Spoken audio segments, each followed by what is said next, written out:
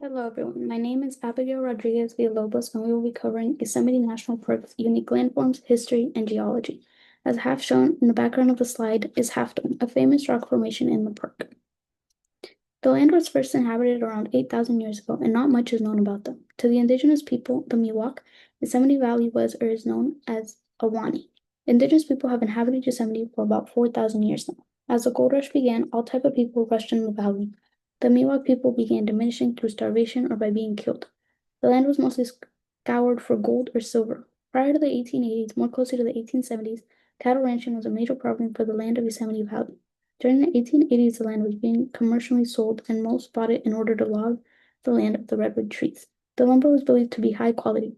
More than 94% of the park is now considered wilderness. As pictured in the picture provided by National Park Service, this is about 704,028 acres of land, compared to the total park being 747,956 acres. Now continuing on with history. The beginnings of Yosemite National Park began as only Yosemite Valley and Mariposa Grove with big trees. These were initially protected under the Yosemite Park Grant, signed by President Abraham Lincoln.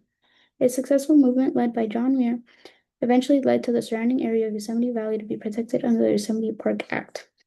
This act was signed on October 1st, 1890 by Congress, officially established Yosemite as a national park, but this excluded the original land that was protected under the Yosemite Park Grant. It wasn't until 1906 when Yosemite Valley and the Mariposa Grove trees fell into federal jurisdiction as a whole. Ultimately, the whole Yosemite National Park fell into the hands of the National Park Service when it was created in 1960. Now moving on to geological history.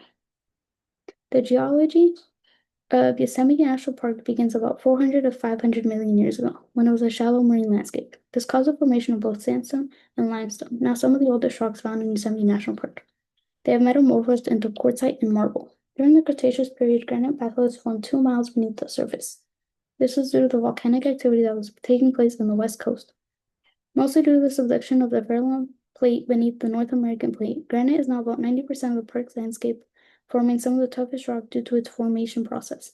The granite would begin to cool, and before fully solidifying, molten lava would seep into a crack, making it take longer to fully cool. This process causes the granite to be especially strong. About 100 million years ago, during the late Cretaceous period, these granite batholiths were still buried underneath the surface. Eventually, they were eroded and exposed. The park also has pegmatite, porphyry, quartz, scheelite, orthoclast, calcite, barite, and hornblende. Some of the youngest rock in the park includes basalt and andesite flows from small volcanic eruptions either 30,000 years ago or 650 years ago. Moving on to a more in-depth of the basement rocks and orogenies. As noted in the previous slide, most of the basement rocks in the park is the granitic batholiths that form beneath the surface. They formed about 220 million years ago when the Verlaine Plate began to subduct beneath the North American Plate. This was due to the plate tectonics converging and the oceanic crust meeting the continental crust. Basalt has also been found within the park from possibly 30,000 to 615 years ago. Then about 156 million years ago, the Nevadan orogeny caused there to be uplift in the region. This uplift actually caused the mountains shifted the mountains southwest, leading to much of the landscape that is seen in Yosemite National Park today. Continuing on to the development of the landforms. Most of the landform development began when the Nevadan orogeny occurred about 156 million years ago. This orogeny caused there to be an uplift and tilt westward, causing rivers to erode the landscape faster. This caused the initial V-shaped valley. Yosemite National Park is part of Region 10 and the Basin and Range region. The Tioga glaciation that happened about 26,000 years ago to about 18,000 years ago is what ultimately created the U-shaped valleys. The only difference was that these glaciers actually created a glacier moraine, which is where the glacier picks up pieces of rock as they move and leave it in a huge pile. This glacier moraine made it so that the glacier was unable to move, almost like a dam, and eventually melted into Yosemite Lake. This lake had enough silt to cover New York City by 1 foot, ultimately covering the U-shaped valley as stated by history. This is what makes Yosemite have that unique landscape of high elevations of up to 13,000 feet high, but flat lands at the bottom. Continuing on, Yosemite National Park is also known for the unique dome-like mountains. This is due to rockfall. As the granite batholiths form through high pressures and then exposed to the surface, this high pressure is still continuing from the sides and the bottom, which, along with earthquakes and erosions, causes the tops to fall apart. Yosemite National Park is most famously known for its waterfalls, deep valleys, and grand meadows, granitic cliffs, and the ancient giant sequoias. Now for the brief cover on paleontology.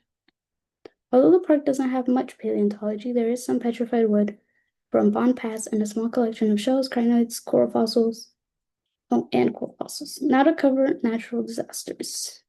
The most notable natural disaster would be the flood of 1997. This was when the Merced River overflowed into the valley. In the center of the valley, it was reported to be 10 feet tall.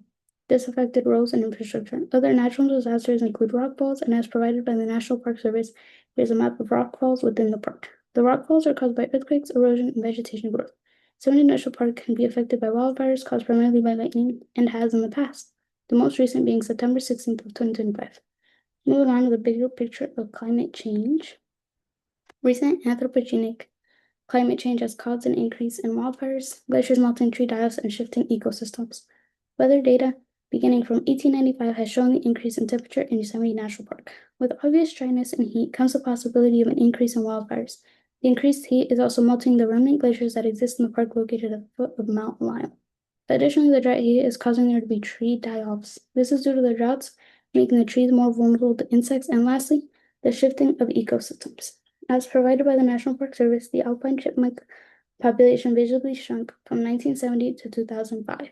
Another being affected is pika, pictured and provided by Yosemite Conservancy due to the climate change related habitat loss.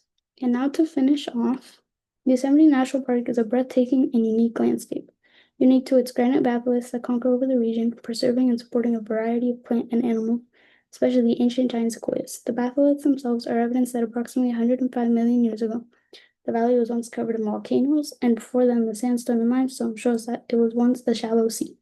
By continuing to research and study the park, we can understand that the increase in temperature is affecting the landscape and its inhabitants because of humans and natural causes. Thank you. And then here's my bibliography.